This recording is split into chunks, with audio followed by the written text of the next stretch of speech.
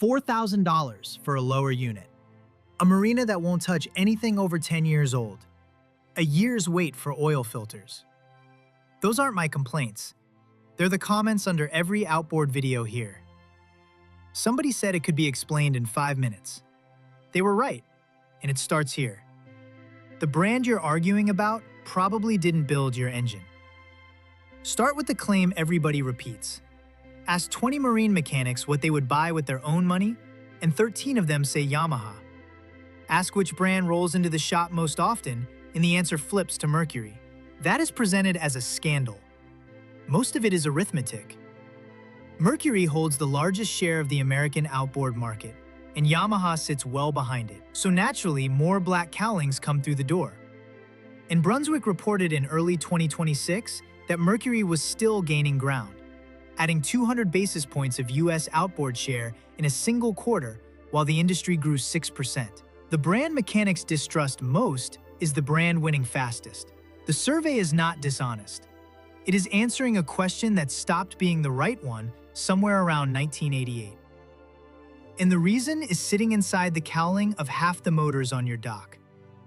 Here's the first open secret. In 1988, Tohatsu Corporation and Brunswick, the parent company of Mercury Marine, formed a joint venture called Tohatsu Marine Corporation.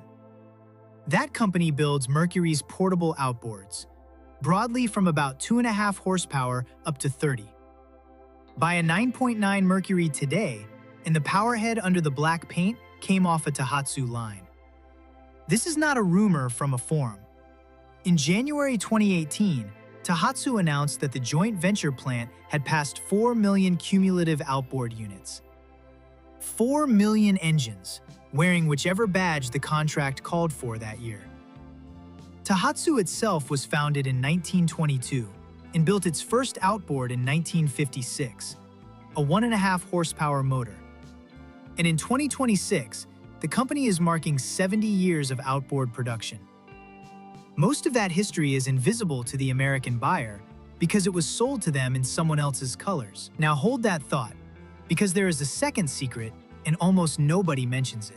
In January 2014, Tohatsu announced a collaboration with Honda Motor Company, covering 4-stroke outboards from 60 up to 250 horsepower, with production having started that previous November. Honda built them. Tohatsu styled them, badged them, and sold them. The trade nicknamed the result the Hondatsu, and it was the first time Honda had ever manufactured engines for a competitor. It gave Tohatsu a complete range overnight, from 2.5 horsepower to 250, without the decade of development a big block normally demands. And you can still read it off the model codes today. A Tohatsu whose designation begins with MFS is a Tohatsu design. One that begins with BFT is a Honda. And this is not some marginal operation. By unit volume, Tohatsu is one of the largest outboard manufacturers on Earth, and its American arm has collected the industry's Customer Satisfaction Award for outboard engines several years running. Stack those two facts together, and the mechanic survey starts to look very strange. A technician who tells you to skip the Mercury 9.9 and buy the Tohatsu instead is recommending the same engine from the same factory, which is genuinely useful advice, and it will save you real money. But a technician who ranks Tohatsu above Honda in the 250 horse class is ranking a Honda above a Honda. Meanwhile, Nissan Marine outboards sold in North America were Tohatsus with a different decal. And when BRP needed small 4-strokes to round out the Evinrude range, it went to Tohatsu as well, to the visible irritation of Mercury, its joint venture partner of more than 20 years. 4 or 5 brand names on the transom, far fewer buildings where the metal actually gets cut. Tohatsu, incidentally, has been quietly climbing out of that arrangement. It opened a new research and development facility in 2018, rolled out its own MFS series through the 75 to 115 horsepower range, and in January 2026, announced the MFS 150, which it describes as the largest outboard it has ever developed itself, with deliveries beginning that April. It has also shown a 4-kilowatt electric prototype and taken on partners in electric propulsion. The company that spent a decade as everyone else's contract manufacturer is now building the big engines under its own name. That is the sort of thing that never shows up in a brand ranking, and it will matter enormously to anyone buying a used motor in 10 years. And then there's the brand that shows what all of this really costs you.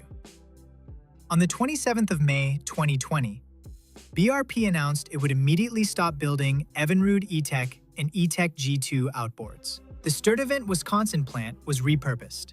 650 jobs went globally. Evinrude had developed the first commercially viable outboard back in 1909 and marked its 110th year in 2019, with a lineup running from 3.5 horsepower up to 300. The company said the pandemic had forced its hand, while admitting the business had already been struggling. Its predecessor, OMC, had gone through Chapter 11 in 2000, before BRP picked up the pieces.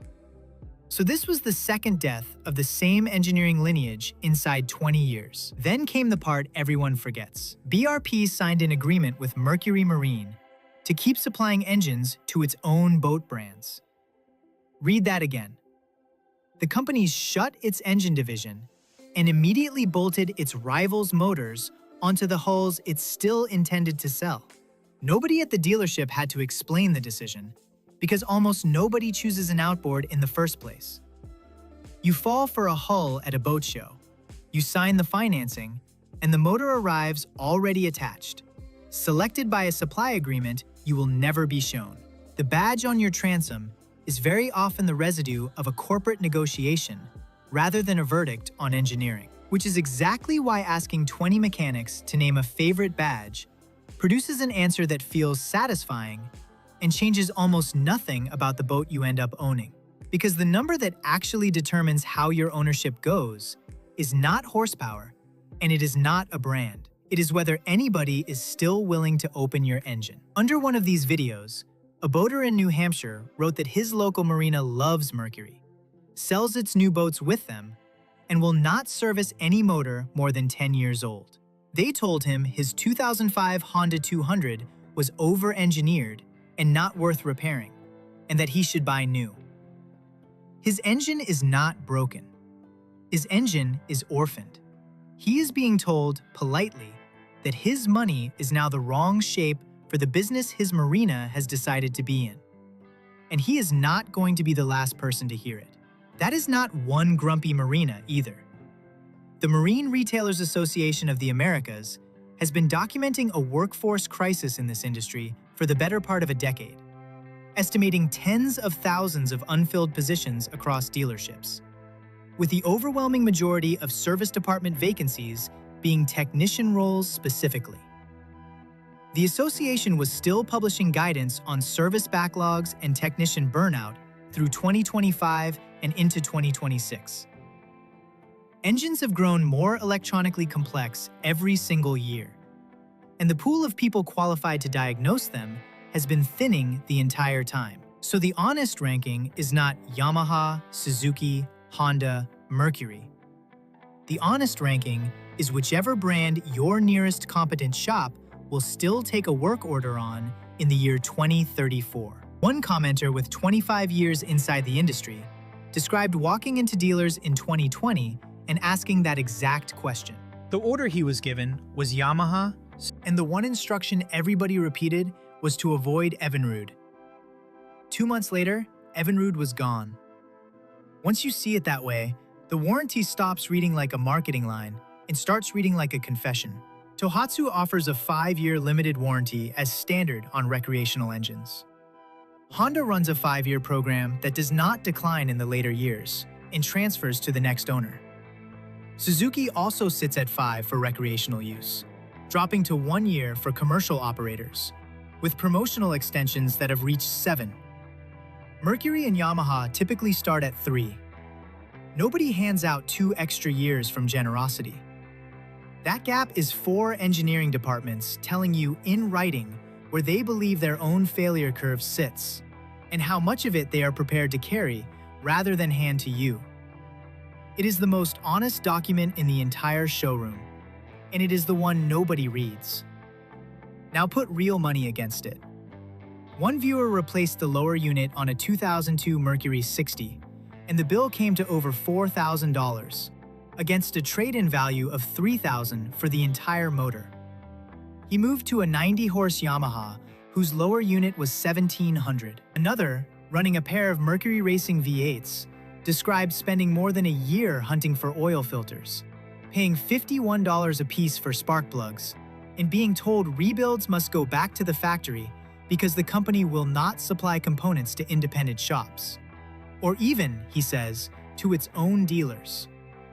Even the friendlier figures quoted in these videos put a rebuild kit near $800 and a replacement lower unit somewhere between $2,000 and $4,000.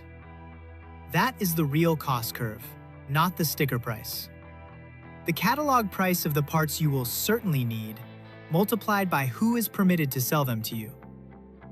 I want to be fair to the brand everyone enjoys kicking though, because the comment sections are not one-sided. One boater changed impellers on an old Johnson 70, a Mercury 150, and a Yamaha 150 in a single winter, and said the Mercury was by far the easiest to work on, that oil changes and lower unit service were simpler, and that the engine had obviously been designed to be serviced. He rates the onboard display and uses it constantly. Another has a Mercury 35 bought new in 1989 that still runs today on one water pump replacement. Owners keep pointing at one unglamorous engineering decision, a timing chain instead of a timing belt, which removes an entire replacement schedule from the ownership cost. And one reports 1,400 hours on a Suzuki 175 with a single small issue. A survey that reports 13 votes for one badge cannot hold any of that. And all of it is true. And all of it belongs to somebody's actual boat. Because the consensus that genuinely exists in those comments is not about brands at all. It is about behavior.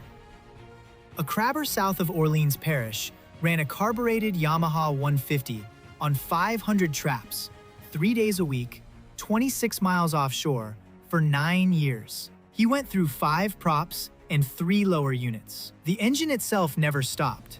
He sold the boat, and he says it is still running. And the detail he volunteers unprompted is that he never took it past 3,400 RPM. A Florida owner ran a 70-horse Yamaha for more than 20 years in saltwater by flushing after every single trip and fitting a new impeller every 100 hours. Neither man is describing a brand. Both are describing a discipline, and the discipline is doing most of the work. So here's the version that fits in 5 minutes. Before you argue about badges, find out which factory actually built the engine.